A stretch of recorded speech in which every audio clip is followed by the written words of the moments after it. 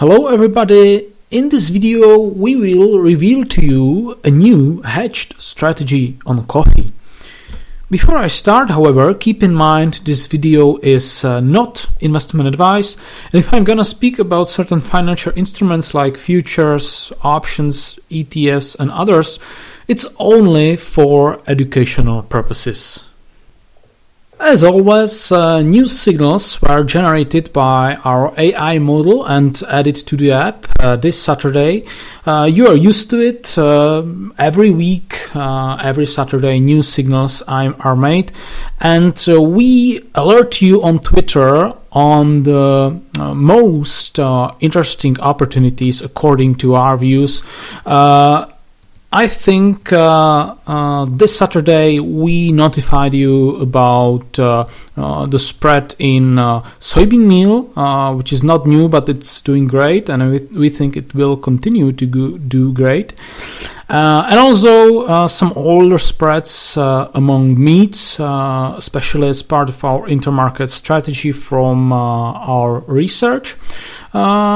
And also one other, I don't remember which one it was, but the interesting thing, at least the signal that caught my mind immediately, was this one on coffee.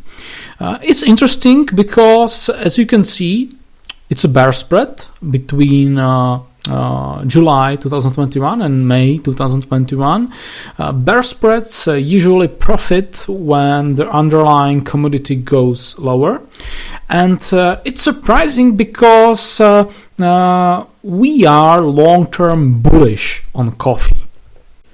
So the signal is running counter to our long-term beliefs, but as I will show you today, we can use it to our advantage and create a hedged strategy in coffee. Let's start with the price of coffee. I have it here, and the reason why we are bullish is pretty obvious. In fact, we've been bullish or expecting a bullish turnaround in coffee since the end of 2018. In fact, we were anticipating the breakout of this very long-term falling trend line that eventually happened in 2019. We were careful back then. We were telling you that the turnaround can take many months or even few years, as you can see on this chart. If you are interested in those video analysis, you can all find them here in our research. But I think what is important is that right now we are finally seeing the first material signs of a turnaround. It's most apparent on the weekly chart because notice this. Finally, after a long time, we are seeing the price to make higher lows and also higher highs. Which is the most simple definition of a bull market. I truly think the bull market in coffee is already underway, maybe not because of the coffee itself, but because of the overall environment changing in the markets.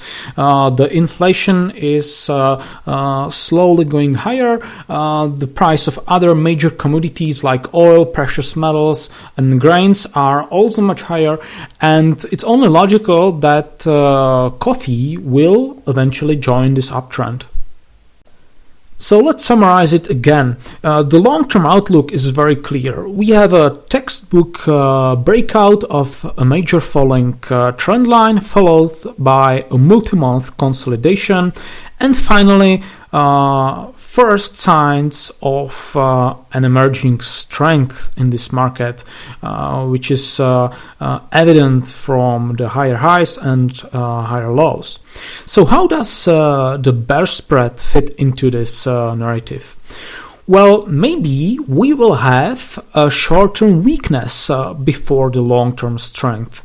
So let's take a look at the daily time frame And well, I have to say, even the short-term situation looks rather bullish because the price is slowly drifting higher.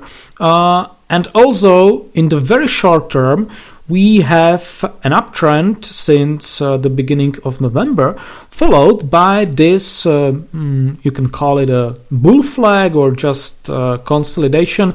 In any case, such a consolidation in an uptrend is usually resolved in a bullish way, which means another breakout followed by a move higher. So the price action doesn't look much favorable for the bear spread. So I continued to look further in order to find some weakness. The obvious thing to do is to take a look at the commitments of traders data, which is exactly this chart. And the current situation can be best described by neutral readings, because the market, the sentiment is no longer elevated as we saw here in the middle of September, or here in the middle of April, or here at the end of last year.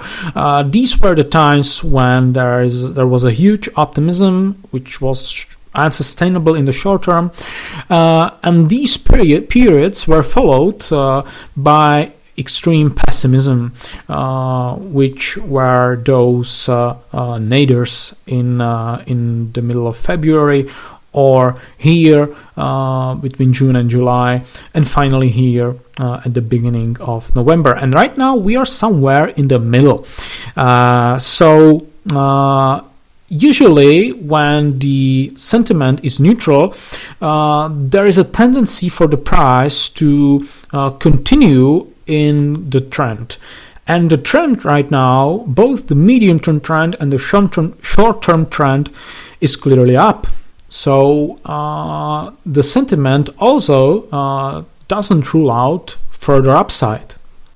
But I delved deeper into the data. For example, we can take a look at the net traders index, which is calculated in a similar way as the composition index, but it is using a different type of data. It's using the numbers number of traders who are predominantly long or short in each category. So it's some sort of a secondary indicator that can be used to confirm, or on the other hand, disprove the situation in the net positions. And it's not looking different here, because it's also neutral. It's fair from, for example, the large speculators, they are fair from the previous peaks, but still has a lot of way to go lower into the oversold readings. And in the hedgers, it's basically the same. So nothing interesting here. But that's not all. We also have other types of data on SpreadCharts, like the concentration ratios. And there is finally something interesting. I first noticed that in the net concentration index, which is the difference between the concentration ratios, and you can see that the index is very, very low, which is usually during the peaks in price, at least from the long-term perspective. So I switched to the actual concentration ratios to find out what's behind this phenomenon. Just to remind you, the net concentration index you saw a moment before is just a simple difference between these two concentration ratios, namely the long concentration ratio, the green curve, and the red curve, the short concentration ratio.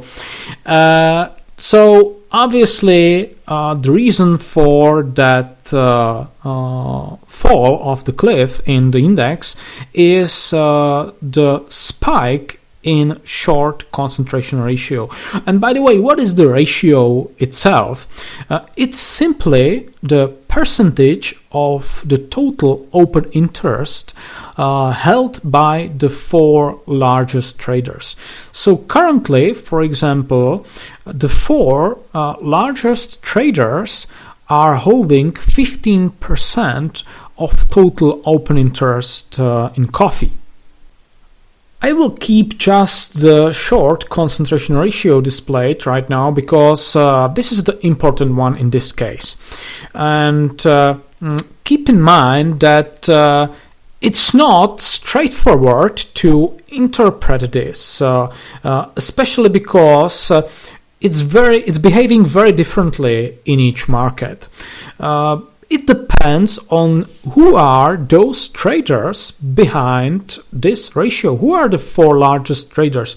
Are there large speculators like hedge funds or banks, or are they huge producers hedging their crop?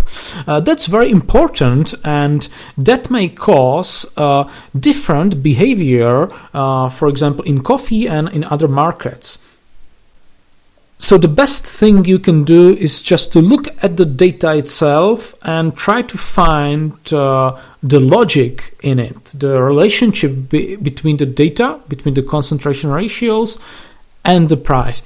In this particular case, I think these 4 largest short traders are actually hedgers, large producers who are hedging their crop, because the ratio tends to move sharply higher whenever there is a strong uptrend in the price of coffee. So it's logical for them to hedge their future production at higher prices. My second important observation is to ignore the short-term noise and focus on the situations when the ratio spikes above the normal range, like we are seeing now, or like we see before, for example, at the end of 2016, or here in 2014, or here at the end, or near the end of 2009. I think in these cases the ratio has the highest predictive value. Many of these cases were associated with an intermediate top in price, as you can see here in 2016 or here in 2014, when strong bear market followed. However, the situation was different back in 2009 and also, for example, here in 2004. I will zoom this period to take a closer look because I think this is more relevant to the current situation. As I told you, we are probably entering a new bull market in coffee or in commodities in general. And I think the current situation may be similar to something we saw at the end of 2009. We also had a recession back then, by the way, which might not be related to the coffee itself, but I think in a sense it can be. But let's get back to the data. As I told you, the spike in the ratio above the normal range was usually coincident with a major market top.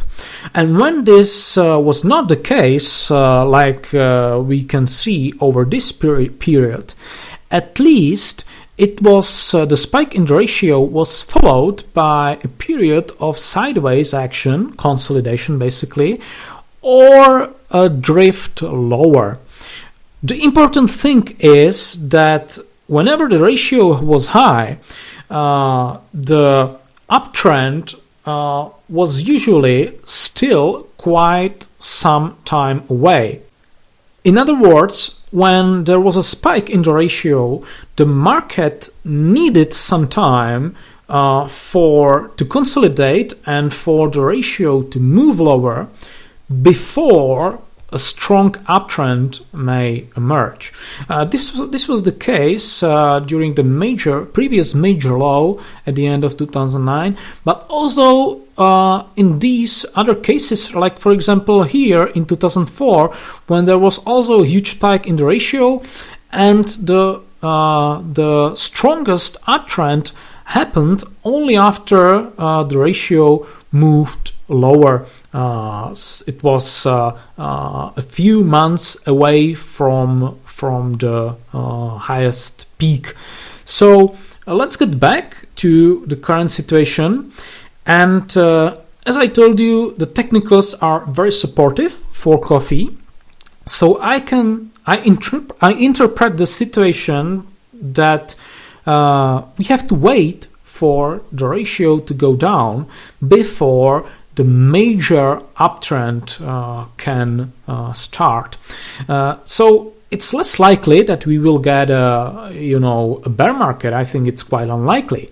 The most likely scenario is that we will get some sort of consolidation that can last a few months, but it will take some time, at least several weeks, if we trust this data. Keep in mind, this is just one type of data, so it can simply fail, or it's just one piece of the puzzle. But as you can see, whenever the ratio spiked higher, it was usually followed by price going lower or the consolidation. And it also has a certain logic behind it, as I told you a few minutes ago, because if these are in fact the largest producers, the largest hedgers, it makes sense for them to hedge when the price is favorable, and usually that's not the time when the strongest move higher is imminent. So if I get back to the price, it would imply that we may see some sideways action, or maybe even a correction in the price, however unlikely it looks right now, before the final breakout above the previous high and the start of the new bull market in coffee. But once again, keep in mind, this assumption is based just on one piece of data, one type of data, and some of you might say that I'm trying to torture the data until it speaks. It's important to focus on the longer-term picture, which I think is clear. So I would definitely avoid shorting coffee in the current situation, because the long-term risk reward is simply very unfavorable for the shorts, and I think the best way how to play it is to actually use the spread, use the signal from our AI model. Here is the spread itself, and the technical situation is really interesting. The spread is clearly in an uptrend, and right now it's consolidating. Some of you may call this a round top, and you might be right, but we can also draw this formation, which looks like a bull flag, symmetrical triangle that's usually resolved in the bullish fashion. I mean, in the direction of the previous trend. The important thing, in my opinion, is for the price to hold above 1.5, because this is the level of the previous intermediate top here, and also probably here into some degree, and the previous intermediate bottom here in June or May or June 2019. So, technically speaking, the situation is rather clear. If the spread is strong enough to stay above 1.5, which means it remains inside this bullish triangle, a breakout will likely follow. On the other hand, if it breaks sustainably below 1.5, then this was likely around top and the spread would move lower. To make our analysis complete, I will take a look at the seasonal data. I will hide the 5-year statistics as it's rather noisy. And you can clearly see that the outlook remains positive at least till the end of January, which is good. As you can see, the curves, the seasonal curves, are very strong, especially since the middle of December till the middle of January. It will be more obvious when I make the chart larger. Here you can see that we are following the seasonal pattern quite closely since the end of September. There was an uptrend followed by consolidation, which is normal in this period of the year.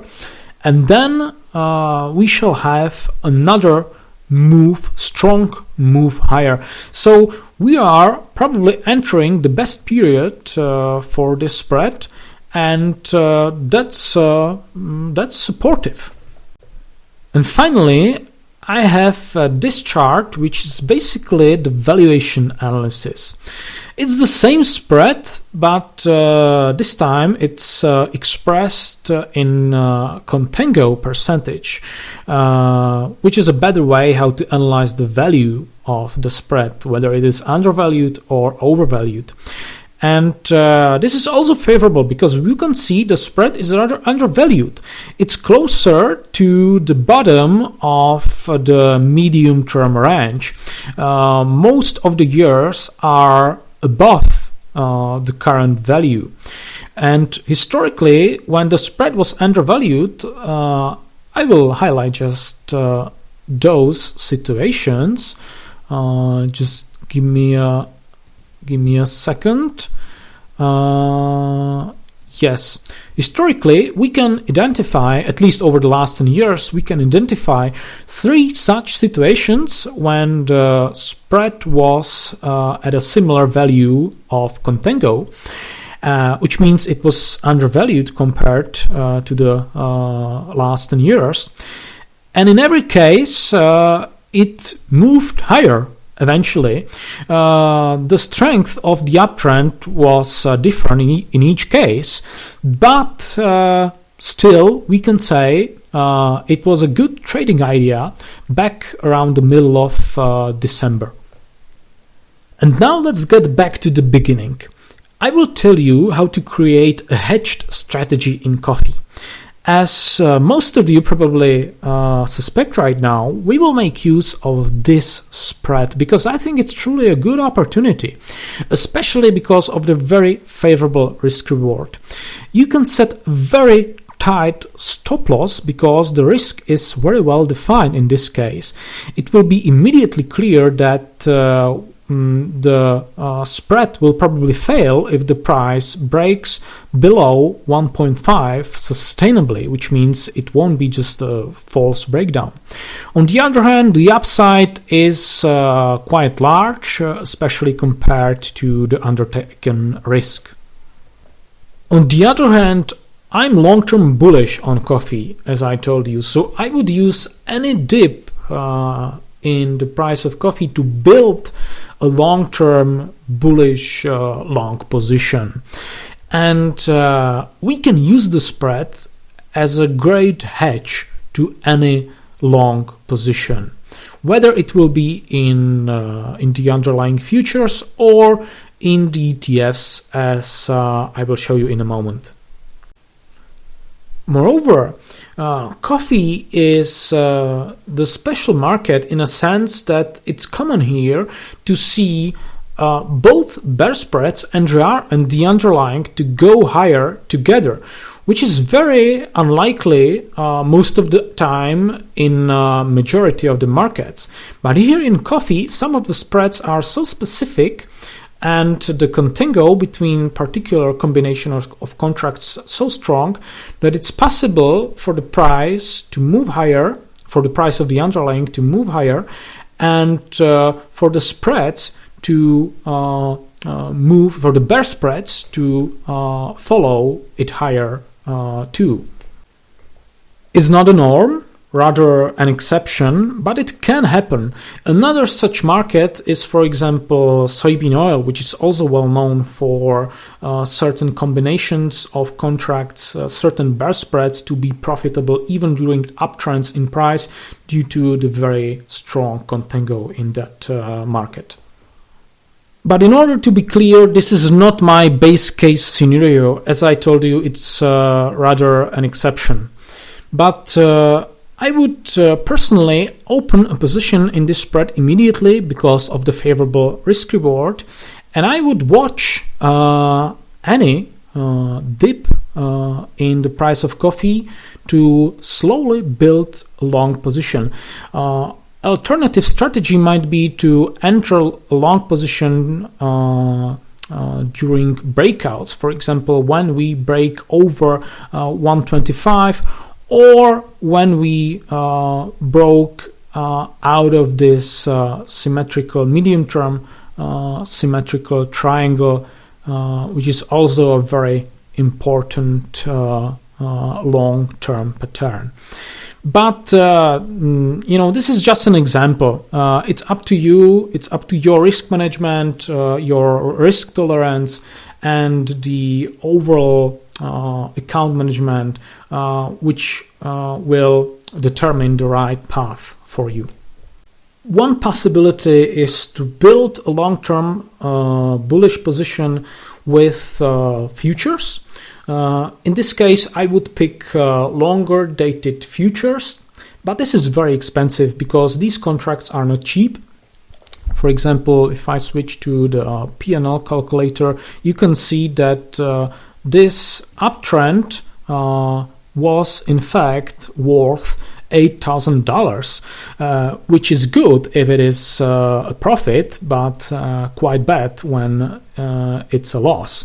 So the coffee market itself is quite expensive, and buying longer dated futures and using them in order or in that hedged position is not suitable for small accounts. Luckily, there are liquid ETFs on coffee, which is great. I think the coffee is the most liquid soft commodity. It's definitely very popular, and that's probably the reason why there are liquid ETFs, which is not a norm in all the commodities or all the soft commodities. There are ETFs on cotton, coffee, and others, but they are far from being as liquid as the coffee. Here is the ETF JO. It's traded in the US, and it's very liquid. This is a weekly chart, so the volume is actually over a week, but it's still its liquidity is still quite substantial. So this might be a great choice. Or there is an ETF, COF or COFF, which is traded on the London Stock Exchange. It's also very liquid. In fact, it's even more liquid than the US counterpart. And it might be preferable for European traders or for whatever, even for Asian traders. And it's just based on your preference. These ETFs are behaving rather identically, as you can see from the comparison of those two charts. So these ETFs might be a good choice for a long speculation, even for smaller accounts. However, there is one thing you must be aware of, and that's that these ETFs, like all the other commodity ETFs, with the exception of precious metals, are not good vehicle for long-term holding because of their decay, long-term decay due to the contango effect. That's because these funds are basically holding futures and rolling them forward indefinitely. And coffee, like most of the other commodities, is usually or is most of the time in contango. There are periods of backwardation, especially during the market tops, but most of the time it's definitely in contango. And when the fund is rolling futures in contango environment, it's basically selling low and buying high.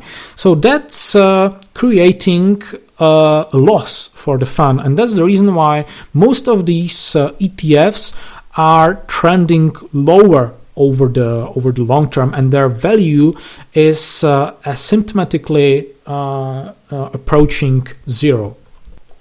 That's the reason why they are mostly used just for short-term speculation. The contango in coffee is not as strong as for example in natural gas, so the decay of this ETF is not as significant, but still you have to be very careful when holding these funds over a longer period of time. And now let's get back to our strategy. As I told you, the actual approach to the opportunity depends on everybody's risk management and risk tolerance.